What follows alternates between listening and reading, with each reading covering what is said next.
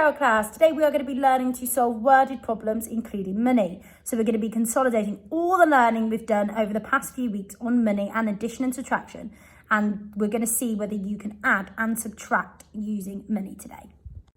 So our first question is, if Sam has 75 pence and Alex has 27 pence, how much do they have in total?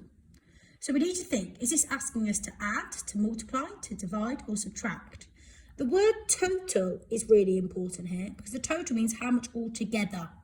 So if Sam has 75 pence and Alex has 27 pence, this question is asking us how much they have altogether. So I'm going to circle the numbers that are really important. So the 75 pence, and I'm going to circle that 27 pence. So because I'm going to be adding, I'm going to be doing 75 pence. And I'm going to be adding the 27 pence that's Alex's. Now, I can decide which method I want to use. Remember, over the last few weeks, we've been looking at column addition, using base 10, using blank number lines, partitioning. So it's up to you how you would like to do it. So I'm going to show you two methods. I'm going to show you column method, and I'm going to show you also the number line method and partitioning for this one. So we'll try column first. So I'm going to do 75, add 27. It's really important to put your units on the end, so put your P's on the end.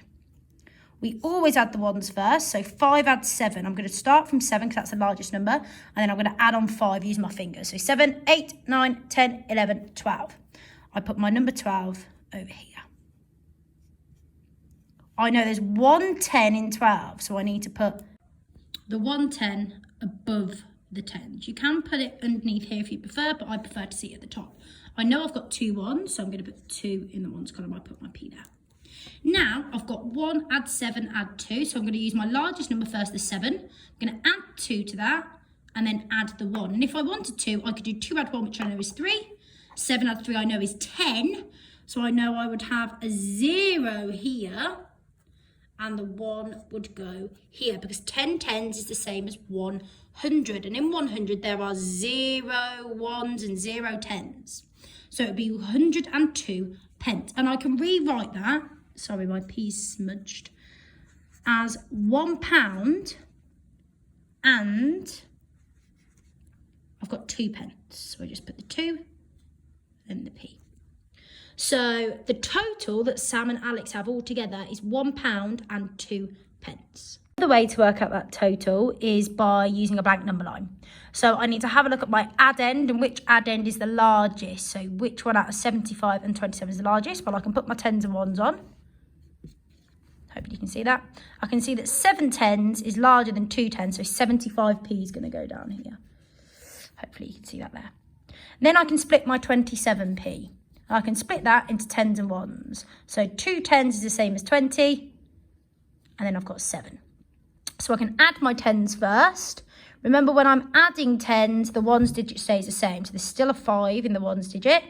And my 10s digit is going up by 2. So that 10s digit is 7. So I'm doing 7 add 2. So 7, 8, 9. And it becomes 95. And remember to put those units on because it's P. So I've added the 20. Now I need to add 7 on. And I can do that using my fingers, or I could use number bonds. So I'm going to use my fingers today so you guys can see 95, 96, 97, 98, 99, 100, 101, 102. And I get 102 pence. And again, I can convert that into pounds if I'd like to. £1 and 2 pence. And I can write it like that if I'd like. So let's try one more. So Millie gives her friend 30 pence. She is left with 15 pence. How much did she have to begin with? So I'm going to use a whole part model for this one, because I need to know how much money she had to begin with. That's going to be the whole. So we don't know what the whole is. We don't know how much money Millie had at the beginning, but we know she gave 30 pence to her friend, and we know that she was left with 15 pence.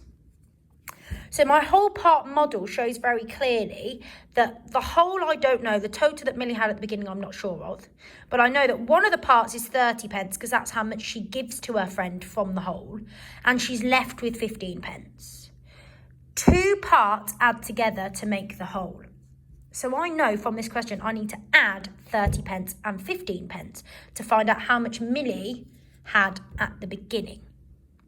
So I now need to do 30 pence add 15 pence. So I'm going to start with the largest add end, which is 30 pence. And I can write my calculation out like this. Again, I can choose which method I use. I might use column, I might partition the tens and then add the ones. I might use blank number lines. It's completely up to you. For this one, I'm going to try base 10. Just for some of you, because we've been practicing that quite a bit. So I can draw, so I can put my tens and ones on. And again, you can choose whichever method you prefer. So we're going to start with 30 pence. So I've got 0 ones, so nothing in the ones column, but I've got 3 tens. And then for 15 pence, I've got 5 ones. And I've got 1 10. Like that. So you can see how I've drawn the tens and the ones. I can add the ones. So no ones add 5 ones is still 5. 3 add 1 is 4. So my answer is 45 pence. So Millie had 45 pence at the beginning. She gave 30 pence to her friend. She had 15 pence left. How much did she have altogether at the beginning? It was 45 pence. I have 25 pence. I spend 12 pence on sweets. How much change will I receive? So again, I'm thinking about this one. I'm thinking, am I adding here or am I subtracting? So I'm going to circle those important numbers. So 25 pence is important because that's how much I'm starting off with. Then 12 pence is how much I'm going to spend on sweets. And it's asking about the change. So when you go to the shops and you buy something, the change that you will receive is what I'm looking for here. So the amount of money that I've had to start with, which is 25 pence, is going to get smaller. So I know that I am subtracting here. And the amount that I'm subtracting is 12 pence because that's how much I've spent on the sweets. So for my calculation, I need to do 25 pence is my minuend. That's how much I start off with. Subtract my subtrahend, which is 12 pence. To get my answer, and that's how much change I'd get. So again, you could do this column method if you wanted to. So 25p subtract 12p. 5 subtract 2, so I can get 5 fingers, get rid of 2 of them. I have 3 left. 2 subtract 1, 2 fingers, subtract 1 of them. And my answer would be 13 pence. Another way to work it out would be by partitioning. So I can partition each of the numbers into its tens and ones. So that'd be 20 and 5. That'd be 10 and 2. I could then do 20 subtract 10, which I know equals 10. Hopefully you can see that over there. And then I can do 5 subtract the 2,